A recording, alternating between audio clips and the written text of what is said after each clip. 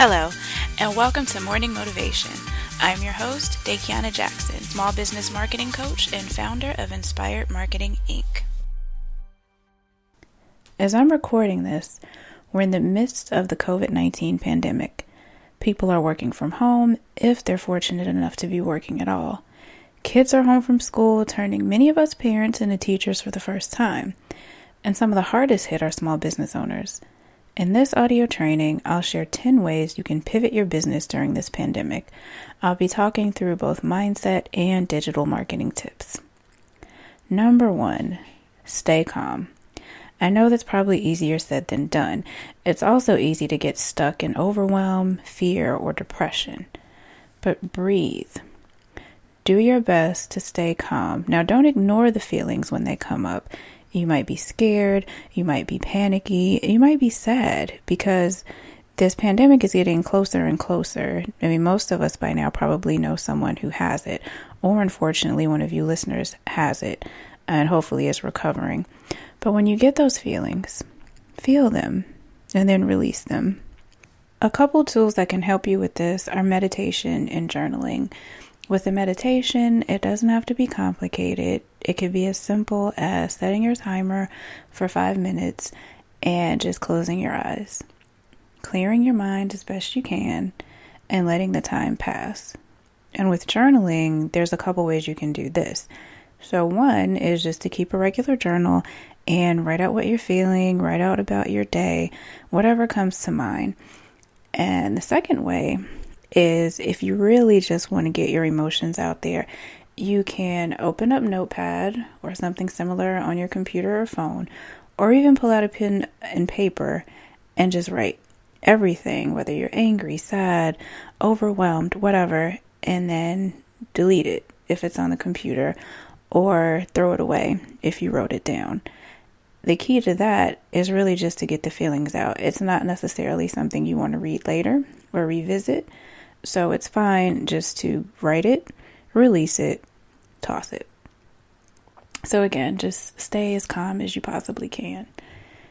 The second way is to move at your own pace and be realistic about the time you have. Do not give in to the pressure to pump out new products and services all the time just because that's what other people are doing, or that's what you see on social media. Continue to be strategic, and again, work at your own capacity. You know what your schedule is like. You may have children at home, elderly relatives you need to check on. Maybe you already had a work from home job and your schedule is still packed. All of this quote unquote free time that other people are talking about where they don't know what to do with themselves, that's not you. And that's okay. Do what you feel is best for you in your situation. The third tip is get a website or improve your current one. And I'm not just saying that because I designed my first site in 1999 and have been designing ever since. I say it because that's where the people are online, especially now. You have a pretty captive audience. On average, 90% of consumers look online for businesses, and that was the statistic before the pandemic. Make sure your website is giving its customers what they need. And if you're unable to get a site of your own right now, you can go to Google My Business and set up a business profile there. Those are the profiles that you see when you look up a business and you see something on the side that has their name, their address, phone number, website, reviews, etc. If you go to Google My Business, you'll be able to create one for yourself. If anything has changed because of the pandemic, such as your business hours or your service offerings, or even the way that you deliver your services, put those front and center on the site so that people will still be able to get what you have to offer. Also, it alleviates any questions that potential customers may have if they want to use your services. So again, get online. It doesn't have to be some big drawn out site if that's not what you need for your business right now.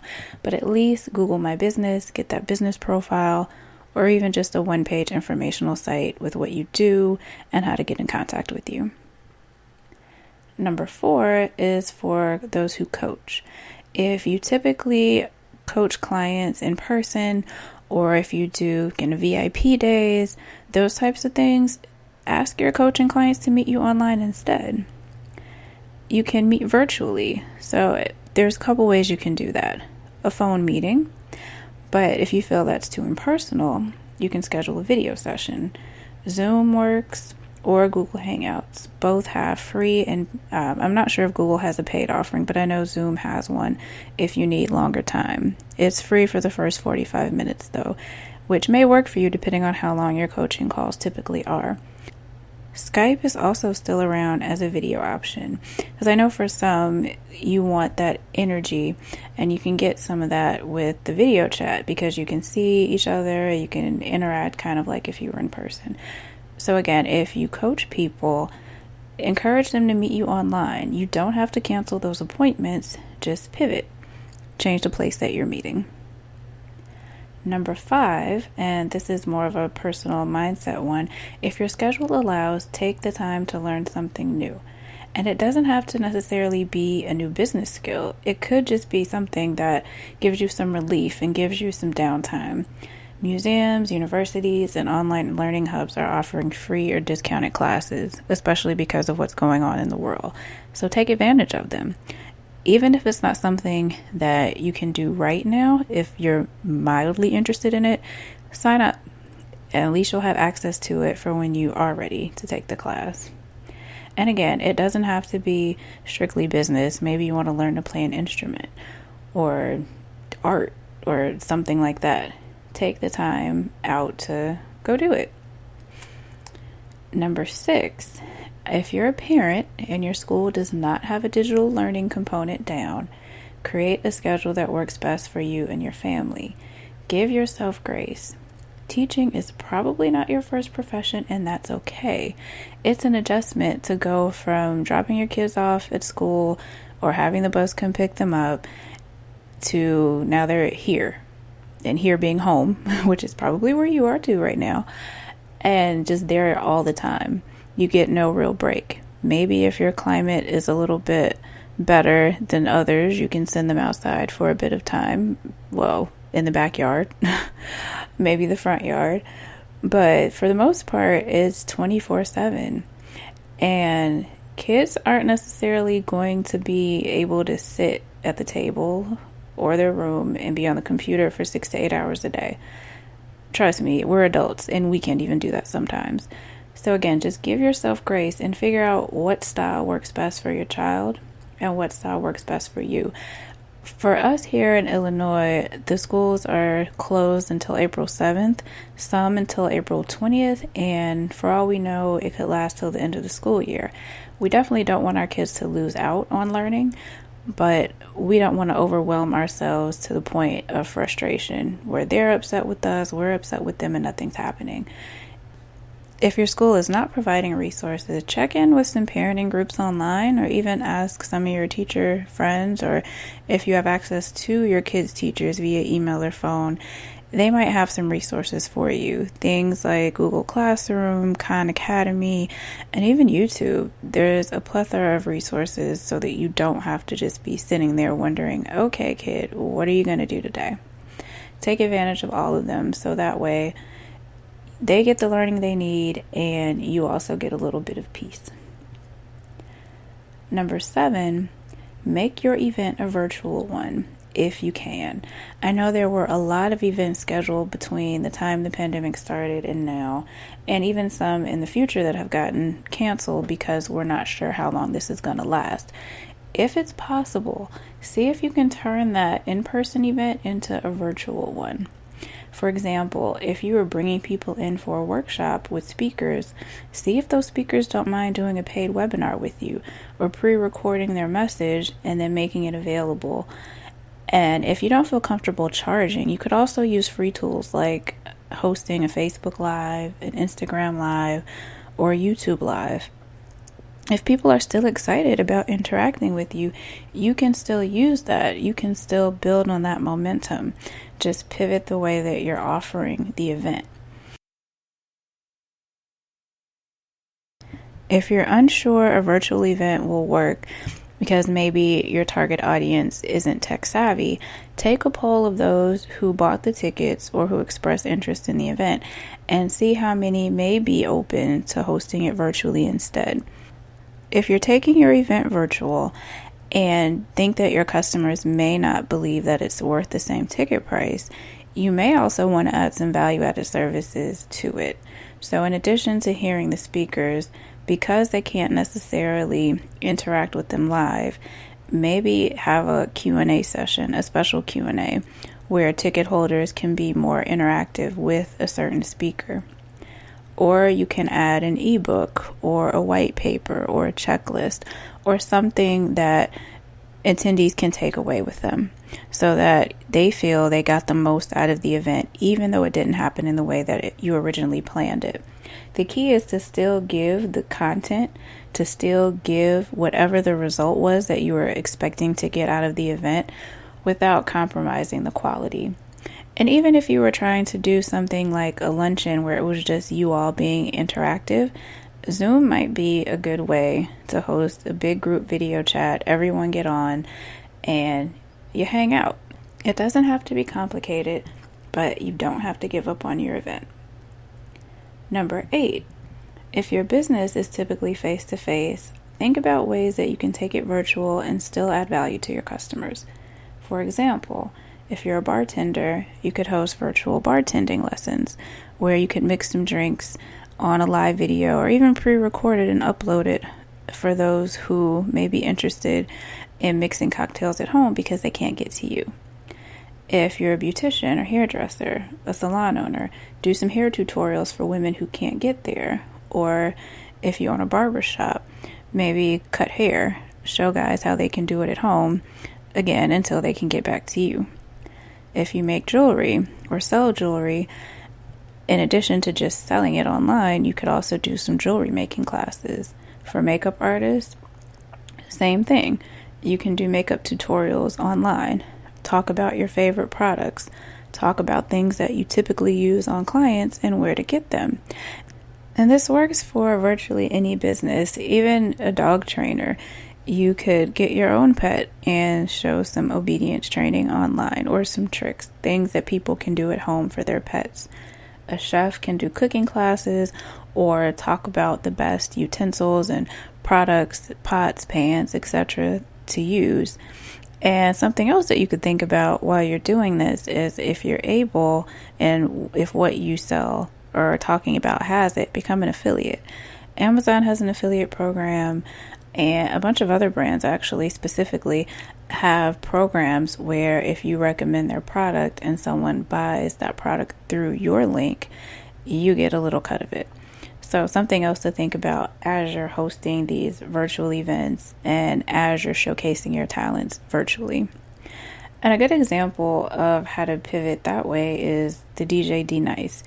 He's used to doing in-person sets at parties, big events, and there's no parties going on. We're all supposed to be at home. So instead, he went to Instagram Live and hosted a series of virtual parties where he was the DJ, with one event lasting almost 10 hours straight.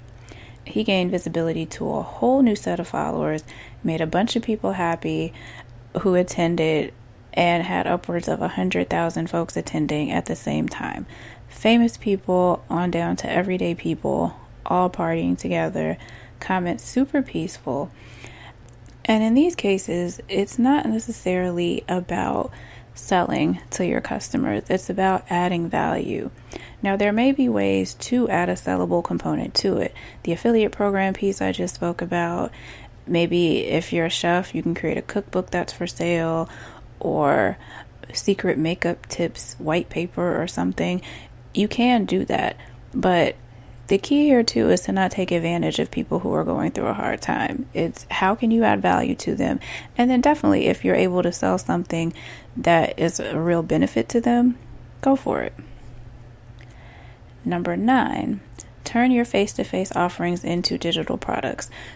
So building off of what I just spoke about, are there ways that you can create an online course, an ebook, or a white paper? And those are just a few of the ways that you can make something digital. Now, if you did one of the tips earlier, like you took one of your makeup tutorials and put it online, you can do a series of those, package them together, and then make them a paid course. And this doesn't just apply to those who are taking their face-to-face businesses and pivoting them online. It also works for those who are already online or already doing service-based businesses. If you're a coach, you can package some of your best advice into an ebook. If you are someone who works with businesses, for example, and you found a 5-step process that you walk every client through that really takes their business to the next level, you can turn that into an online course. There's many ways that you can repurpose things that you've already done. Even if you had a great blog series that people really enjoyed, you can take that, add some more things to it, some journal prompts, some links, other resources that you may have found on the way to add more value to it, and then make that something that's for sale. There's many pieces of content that you probably already have that if you just package together, it can be a sellable digital product. And this is true for products that are audio, video, or even words. Now, the final tip is to take a step back. If you've been busy working in your business and not on it, take time to look over your 2020 goals, your current offerings, your customer base, and your processes. Does anything need updating? Make a list and tackle them one at a time. It's okay to take a step back and see where your business is working and where it's not, and make this the time that you fix it. Now, I want to go further into the last piece of taking a step back. Now, before you dive into anything new, think about what you're supposed to be doing at this time. Like, really think about it.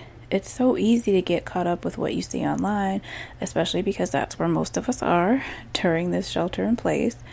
And post after post is like, release this new product, release this new service, take advantage of free classes, use your time wisely, do this, do that, do the other. And it can be overwhelming. Yes, it's good advice, but only if it works for you. Again, take a step back. What do you feel led to do during this time? What do you feel you're supposed to be doing during the season? I know several people like me whose schedule didn't change too much right away. So outside of my 13-year-old being home from school, life under shelter in place has been pretty business as usual. My daughter is home, as I said, but her older sister is considered an essential worker, so she's still going to work. She had a fall a few months ago, and so I'm still taking her to physical therapy a couple times a week. And again, I was already working from home in my marketing business and helping my husband with his transcription contracts. And that contract's workload only started slowing down this past week. Kind of. So I haven't had that free time that other people have been going on and on about. I'm not going through the stir-crazy feeling that some of you all are probably going through because you're missing your interactions, maybe with your employees, with other business owners, etc. And so for me, that wasn't my issue. My issue was turning that inner critic down. So while I do have new content on the horizon and services that are being re-released and new services, etc., I haven't had the time to handle everything at once. I haven't had the capacity because, as I said, everything was pretty business as usual. In addition to having a kid at home that I'm trying to make sure that she stays on top of the work that she needs to do. And so the inner critic came, and that's that voice that's like, you're not doing enough. You're not enough. Something is wrong. You're messing up. And so for me, it was like, yeah, I know your schedule just slowed down the past couple of days, but you know you're behind, right? You're probably losing out on money. What are you going to do? And instead of pushing the feelings down or ignoring them, I felt them. I journaled about them, and I released them. I let that inner critic express her fear of scarcity, and then I reaffirmed, okay, look, you're going to be okay. I am going to be okay. And I was. I mean, over the next few days, I got more client projects. I got new clients. I got old clients coming back. My blog received new content, and I was able to take time to relax. It felt good. A little weird, but good. But it only happened after I took a moment to acknowledge my current capacity, give myself grace, and set aside quiet time to figure out my next moves. And I want you to give yourself space to do the same thing. In the midst of this push to take advantage of the increase of people online, ask yourself what you are supposed to contribute. If anything, do not give in to the feeling that you're falling behind. If you truly believe that everything is always working out for you, then you'll be fine. If you believe in divine order, then you are not and you will not be left behind. Maybe this is your season of rest. You could have been grinding for a long time and you need time off to see that you can be taken care of without running yourself into the ground. Take that time. Do what's best for you. Now, before I go, I'm going to recap these 10 ways just to make sure that you've got them. And so you don't have to rewind and listen all the way through, unless you want to. 1, stay calm. 2, move at your own pace and be realistic about the time you have. 3, get a website or improve your current one. 4, ask your coaching clients to meet you online. 5, if your schedule allows, take the time to learn something new. 6, create a homeschooling schedule that works best for you and your family. 7, make your event a virtual one. 8, turn your face-to-face business virtual. 9, use the knowledge you have or content from your virtual events to create digital products. And 10, take a step back.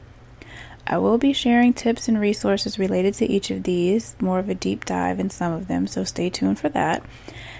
And before I sign off, let me know how you've been spending your shelter-in-place time.